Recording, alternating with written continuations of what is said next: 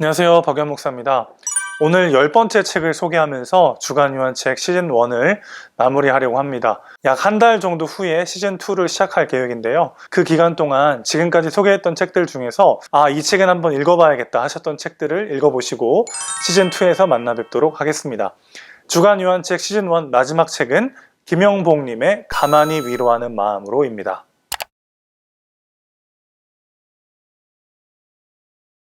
이 책은 총 5부로 구성되어 있습니다.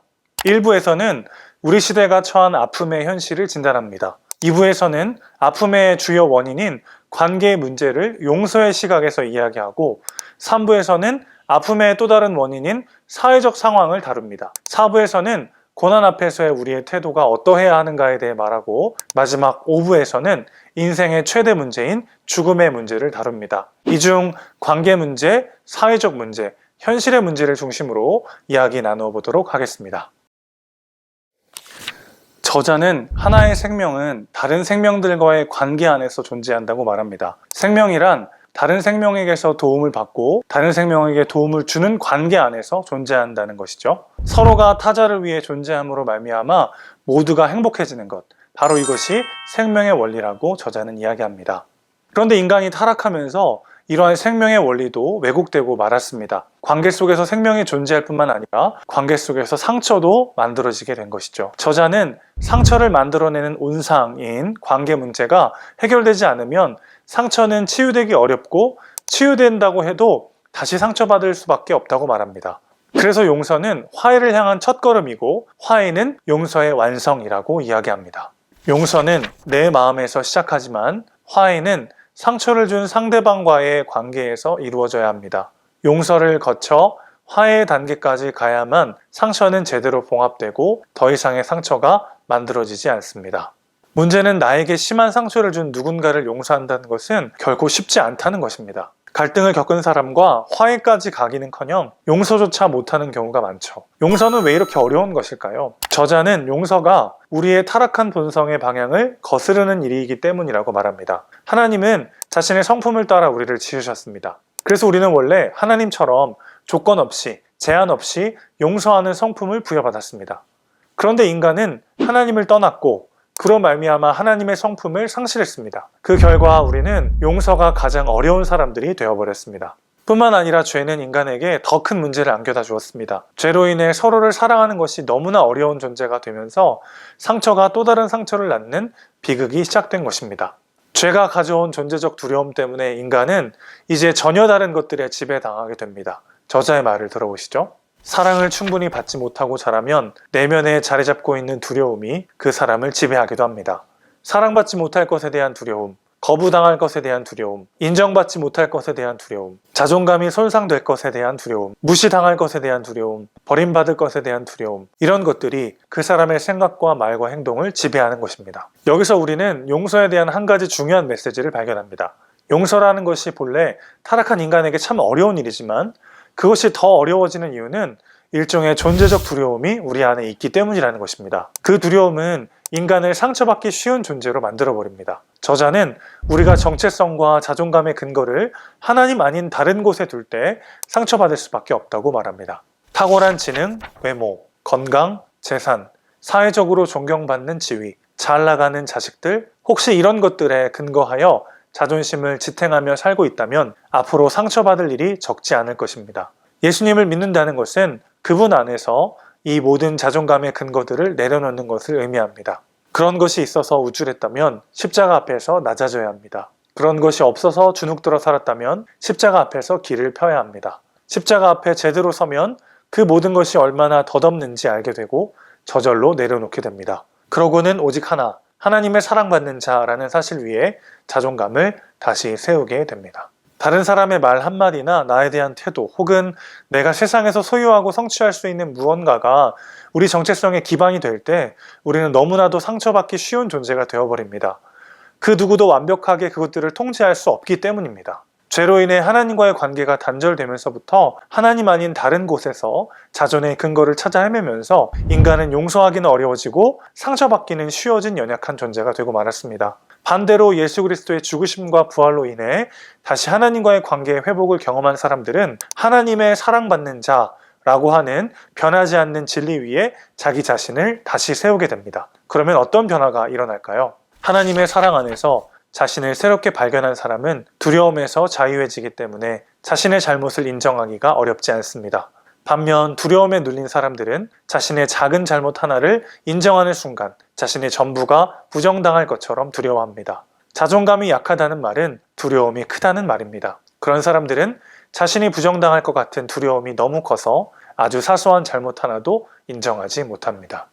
인간관계 속에서 경험하는 갈등들은 결국 그저 감정 싸움에 지나는 것이 아니라 나 자신이 어디에 내 정체성의 근거를 두고 있느냐에 대한 이야기임을 알 수 있습니다. 어떤 사람의 말이나 행동이 내 마음을 지나치게 뒤흔들 때 우리는 왜 그 언행을 용서하기는 어렵고 상처받기는 쉬워졌는지를 생각해 보아야 합니다. 물론 상대방은 전혀 잘못이 없고 나만 반성해야 한다는 말은 결코 아닙니다. 때로는 다른 사람의 마음을 상하게 하는 돌직구와 이기적인 언행을 날리는 사람들이 분명 있습니다. 그런데 중요한 것은 그리스도께서 행하신 일로 인해서 그것들이 내 정체성에 단 1%도 상처를 낼 수 없다는 것입니다. 골로새서 3장 2절에서 3절에 이런 말씀이 있습니다. 위의 것을 생각하고 땅의 것을 생각하지 말라. 이는 너희가 죽었고 너희 생명이 그리스도와 함께 하나님 안에 감추어졌습니다. 우리가 죽었다는 것은 무엇입니까? 예전에 우리가 의지하고 자랑하던 것들, 우리가 추구하던 모든 것들이 이제 결코 우리의 존재를 규정할 수 없다는 뜻입니다. 우리의 생명은 이제 예수 그리스도 안에 있습니다. 이게 무슨 뜻이죠? 그 누구도 우리의 존재 가치와 삶의 의미를 결코 빼앗거나 상하게 할 수 없다는 뜻입니다. 나 스스로가 나를 어떻게 생각하든 다른 사람이 우리를 뭐라 말하든 예수 안에서 우리는 너무나도 존귀한 존재가 되었습니다. 그렇기 때문에 우리에게 용서란 이제 전혀 다른 개념이 됩니다. 우리는 용서를 우리에게 상처 준 사람이 마땅한 대가를 치를 때까지 결코 허락할 수 없는 정의로서의 개념으로 생각하곤 합니다. 저자는 이 부분을 이렇게 설명합니다. 우리의 마음은 여러 겹이어서 용서하지 못하고 씨름할 때 용서해서는 안 되는 그럴듯한 여러 이유를 제기합니다. 내가 용서하지 않는 것은 그 사람을 위해서야. 그는 마땅한 대가를 치러야 해. 그리고 이번 기회에 그 문제를 고쳐야 해. 나와 같은 피해자가 또 나오지 않게 하려면 이렇게 하는 수밖에 없어. 이와 같은 내면의 음성에 솔깃해져서 정말 필요한 것은 용서가 아니라 정의라고 생각합니다. 용서는 정의를 위반하는 것이고 외면하는 것이라고 생각합니다. 그러나 저자는 정의와 용서는 반대 개념이 아니라 다른 개념이라고 말합니다. 만일 반대 개념이라면 나에게 상처를 준 사람이 정의의 심판을 받는 것을 볼 때 분노가 풀려야 하는데 많은 경우 마음의 응어리는 해결되지 않고 공허감만 남게 된다고 저자는 이야기합니다. 그리고 이 문제는 오직 용서로만 해결될 수 있다고 강조합니다. 그렇기에 용서한다는 것은 정의를 무시하거나 거부하는 것이 아닙니다. 정의를 넘어서는 것입니다. 왜 용서가 관계 안에서 경험하는 인격의 문제라든지 정의의 문제를 넘어서는 무언가가 되는 것일까요? 진정한 용서는 내가 그리스도께 얼마나 큰 죄값을 탕감받았는지 그리고 얼마나 큰 사랑을 받았는지를 깨달은 사람이 갚을 수 없는 그 은혜 앞에 보이는 존재적 반응이기 때문입니다. 상처와 두려움 앞에 주저앉아 있으신가요? 조금만 눈을 들어보시기 바랍니다. 넘어진 바로 그 자리에서 나의 상처를 싸매시고 안아주시는 예수님을 만나실 것입니다. 그렇게 우리의 상처를 사명되게 하시는 하나님의 위대한 반전을 경험하시길 기도합니다. 저자는 우리가 사는 시대의 가장 심각한 문제는 분노와 불안 그리고 절망이라고 말합니다. 전염병처럼 번져나가고 있는 우울증이나 조울증 혹은 공황장애 같은 마음의 질병은 기질적이고 유전적인 요인도 있지만 주로 마음속에 축적된 분노와 절망에서 발생한다고 진단합니다. 저자는 분노와 불안과 절망의 감정이 형성되고 커지는 가장 큰 이유는 주로 인간관계에서 받은 마음의 상처이지만 사회환경과 구조와 제도 역시도 이러한 감정을 증폭시키는 중요한 요소라고 이야기하는데요. 그러면서 기울어진 운동장이라는 표현을 소개합니다. 원래 이 비유는 축구계에서 시작되었다고 합니다. 기울어진 운동장에서 축구 시합을 한다고 생각해 보십시오. 그 운동장에서는 아래에서 위로 공격하는 사람들은 반대편 선수들보다 몇 배 더 힘겹게 싸워도 이길 가능성이 별로 없습니다. 오늘 우리가 사는 사회가 이와 비슷하다는 것입니다. 어떤 사람은 태어나서부터 줄곧 별 어려움 없이 승승장구하고 어떤 사람은 아무리 발버둥 쳐도 가난을 면할 수가 없습니다.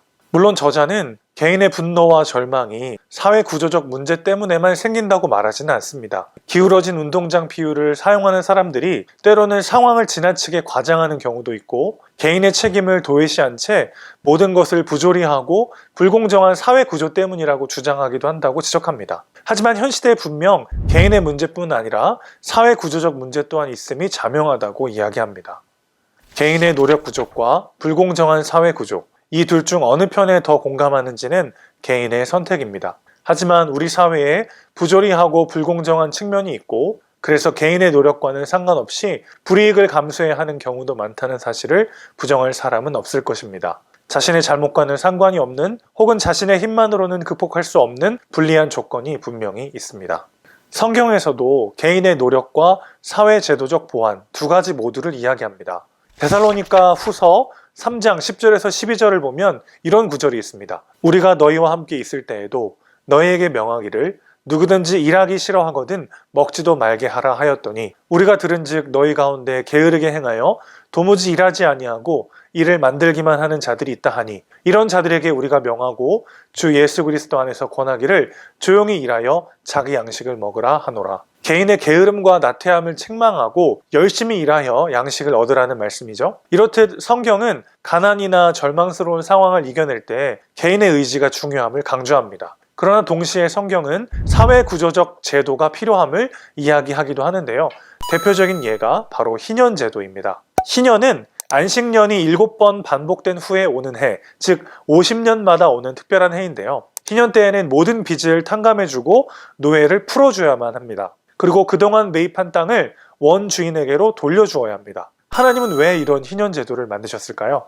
처음 가나안 땅에 정착했을 때 모두가 동일한 면적의 토지를 분양받고 출발했습니다. 살다 보니 경제적 이유로 토지를 팔아야 할 경우가 생겼습니다. 그러니 몇십 년이 지나 어떤 사람은 땅 부자가 되고 어떤 사람은 다른 사람의 소장농이 됩니다. 이런 상황이 영구히 지속되지 않게 하려고 50년째 되는 해에 그동안 사들인 토지를 원주인에게 돌려주어 다시금 같은 지점에서 시작하라는 것이 희년법의 정신입니다.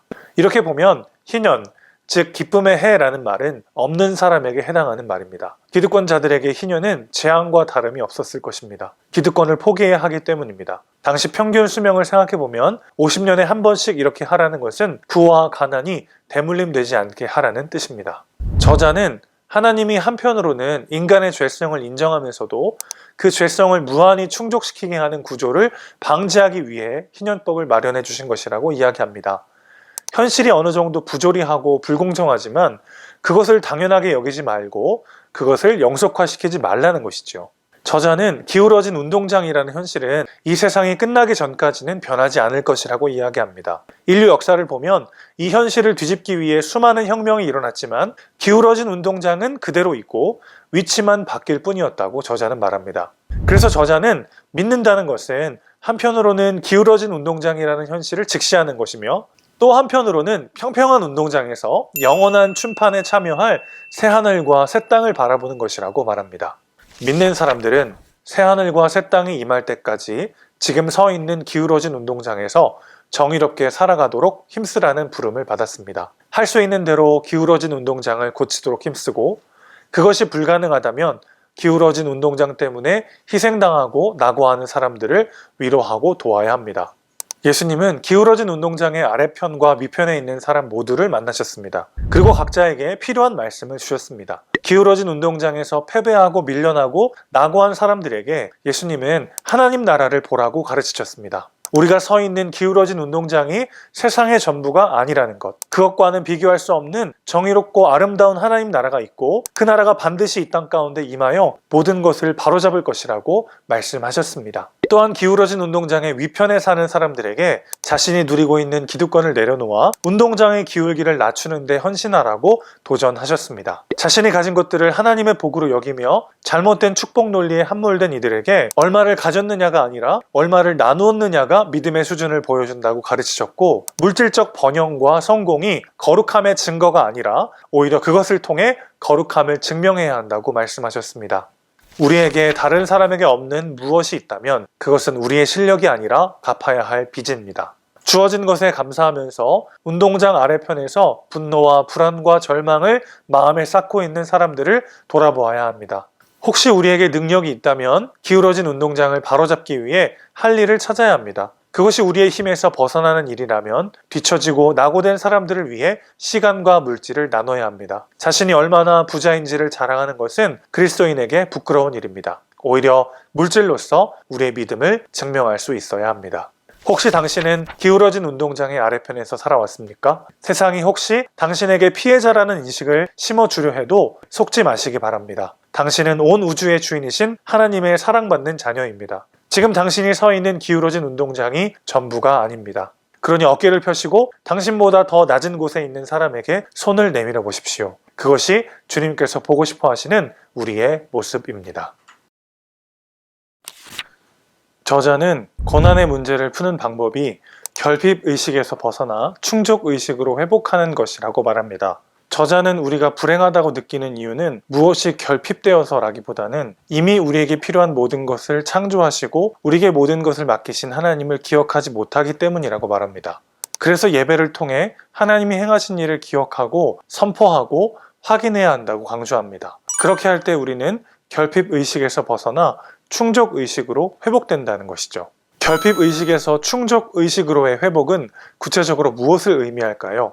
우리가 살아가는 이유가 뭔가를 채우기 위함이 아니라 이미 채워진 상태에서 나누고 베풀고 섬기기 위함이라는 사실을 깨닫는 것입니다. 상업 광고가 전하는 복음이 아니라 성경이 전하는 복음을 우리가 더 자주 들어야 하는 이유가 여기에 있습니다.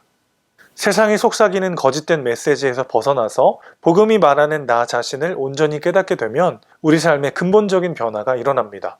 전에는 자신의 결핍을 채우는 것이 목적이었지만 이제는 하나님의 뜻을 이루는 것이 목적이 되는 것입니다. 복음은 우리로 하여금 물질적인 것에 대해서 자족할 수 있는 영적 능력을 얻게 하고 삶 속에 만나는 결핍과 넘어짐 앞에서 잠잠히 하나님의 손길을 분별하며 살아가도록 안내합니다. 그렇게 우리의 믿음은 조금 더 깊어지고 그 믿음이 고난을 바라보는 우리의 눈을 바꿉니다.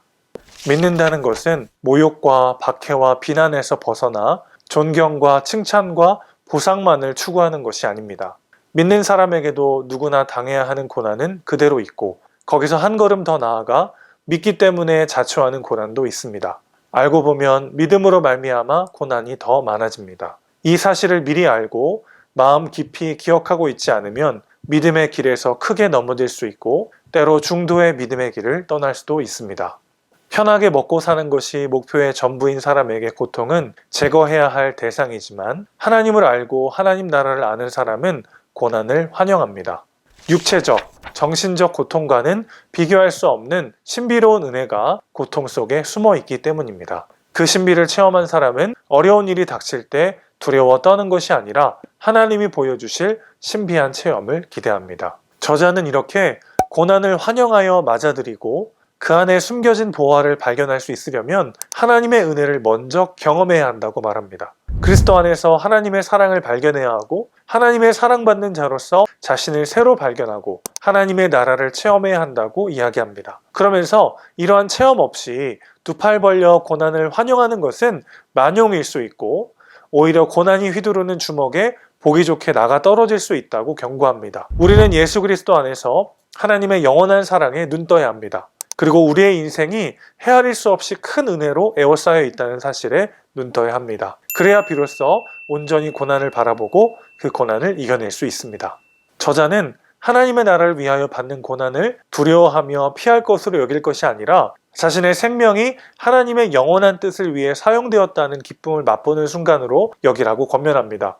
바울이 그리스도의 남은 고난이라고 불렀던 바로 그 고난에 기꺼이 그리고 기쁨으로 참여하라고 이야기합니다. 하나님 나라를 바라보며 이 땅에 우리를 통해 이루실 하나님의 영원한 목적을 이루어가는 것이 우리 삶의 이유가 될 때 우리는 우리 앞의 고난을 전혀 새로운 눈으로 바라보게 될 것입니다. 도저히 용서할 수 없었던 사람에게로 향하던 나의 분노는 자격 없는 나를 끝까지 안아주시는 하나님의 무한한 사랑 앞에서 녹아내릴 것입니다. 세상의 부조리와 불합리함에 울부짖던 눈물은 이 땅에 도래할 하나님 나라에 대한 소망으로 인해 기쁨의 찬양으로 바뀔 것입니다. 이해할 수 없는 고난과 너무나도 무거운 삶의 무게 앞에 무너졌던 마음은 하나님의 영광에 참여한 자들이 누리는 영원한 기쁨과 생명으로 가득 차게 될 것입니다. 그러니 삶을 저주로, 일상을 지옥으로 느끼게 만드는 것들에 속지 마십시오. 삶은 축복이고 일상은 기적입니다. 물론 어느 날 갑자기 모든 고난과 어려움이 사라지는 기적은 아닐 수 있습니다. 하나님은 우리에게 그보다 더 영원한 것을 주시기 원하십니다. 하나님의 자녀된 자들에게 삶은 풀어야 할 문제가 아니라 품어야 할 신비입니다.